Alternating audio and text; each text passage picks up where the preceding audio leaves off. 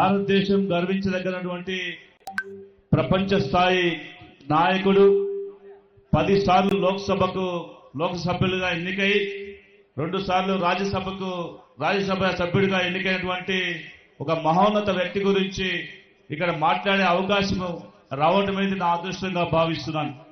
ఎందుకంటే ఈరోజు భారతదేశంలోనే గర్వించదగ్గ ఒక రాజకీయ నాయకుడు, విలువలతో కూడినటువంటి రాజకీయ నాయకుడిగా ప్రపంచ దేశాల్లో గుర్తింపు పొందినటువంటి వ్యక్తిగా వారి విగ్రహావిష్కరణ కార్యక్రమాన్ని ఇక్కడ ఏర్పాటు చేసుకుని మనమందరూ కూడా అలాంటి నాయకుడి యొక్క లక్షణాలని మనం పునికి పుచ్చుకొని వారి మార్గదర్శనంలో నడిచినప్పుడే భారతదేశం యొక్క ఆర్థిక వ్యవస్థ కావచ్చు, లేకపోతే సంస్కృతి సంప్రదాయాలు కావచ్చు, గౌరవించిన వాళ్ళు అవుతాం, వారిని ఫాలో చేసిన అవుతాం అని చెప్పేసి నేను భావిస్తున్నాను.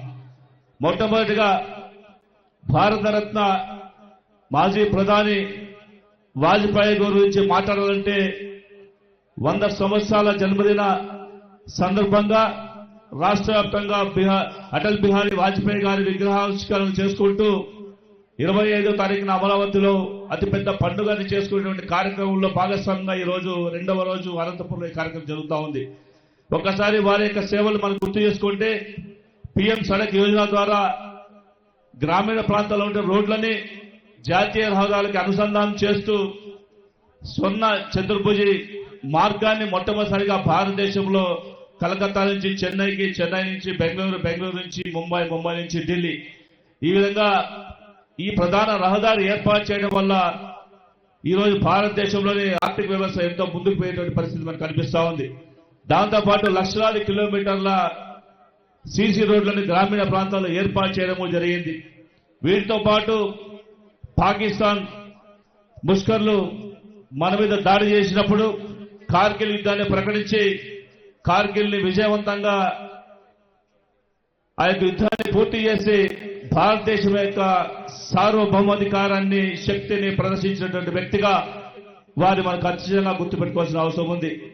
అదేవిధంగా సర్వశిక్ష అభియాన్, ఎంతో మంది విద్యార్థులకు చదువులు ఇబ్బందికర పరిస్థితుల్లో సర్వశిక్ష అభియాన్ ఏర్పాటు చేసి భారతదేశ వ్యాప్తంగా అందరికీ చదువుకోవాలి, ప్రతి పేదవాళ్ళకు చదువుకొని ముందడుగు వేయాలటువంటి ఆలోచనతో తీసుకొచ్చినటువంటి కార్యక్రమాన్ని భారతదేశ వ్యాప్తంగా అమలు పరిచినటువంటి వ్యక్తిగా మనం ఇప్పటికీ గుర్తుపెట్టుకోవాల్సిన అవసరం ఉంది. అదేవిధంగా మహిళలందరూ కూడా మొట్టమొదటిసారిగా గ్యాస్ పథకాన్ని భారతదేశ వ్యాప్తంగా అమలు చేసిన వ్యక్తిగా, ప్రధానమంత్రిగా మనం తప్పకుండా వారి సేవలు గుర్తు చేసుకున్నటువంటి సమయం ఒకటి ఉంది. ఇవన్నిటికంటే మించి ఒకసారి మనం గమనిస్తే పార్లమెంట్ లో ఒక్క ఓటుతో ప్రధాన పదవి వదులుకునేటట్టు కూడా సిద్ధమైపోయి ఆ రోజు ప్రధాని పదవి నుంచి తొలగిపోయినటువంటి వ్యక్తిగా, రాజకీయ విలువలు నేర్పించినటువంటి వ్యక్తిగా మనం గమనించాలి. కష్టపడితే ఎలాంటి పదవులైనా మనకు లభిస్తాయని తాత్కాలమే మన వాజ్పేయి గారు మొట్టమొదటిసారిగా ప్రధానమంత్రిగా వారు కేవలం 13 రోజులు మాత్రమే పనిచేశారు. తర్వాత 13 నెలల అవకాశం వచ్చింది. తర్వాత పూర్తి స్థాయిగా 5 సంవత్సరాల పాటు కాంగ్రెస్ ఏతర ప్రధానమంత్రిగా వీరు పనిచేసి భారతదేశంలో అత్యధిక గుర్తింపు పొందిన వ్యక్తిగా మనమందరూ గర్వపడుతున్నాం. కాబట్టి ఈ రోజు అలాంటి వ్యక్తిని స్మరించుకుంటూ ఈ కార్యక్రమంలో భాగస్వామి అవకాశం ఇచ్చినటువంటి జిల్లా పార్టీ బీజేపీ వారందరూ కూడా ప్రత్యేక ధన్యవాదాలు చేసుకుంటూ మరొకసారి మీ అందరికీ కూడా వాజ్పేయి గారి జయంతి శుభాకాంక్షలు తెలియజేసుకుంటున్నాను. Thank you very much.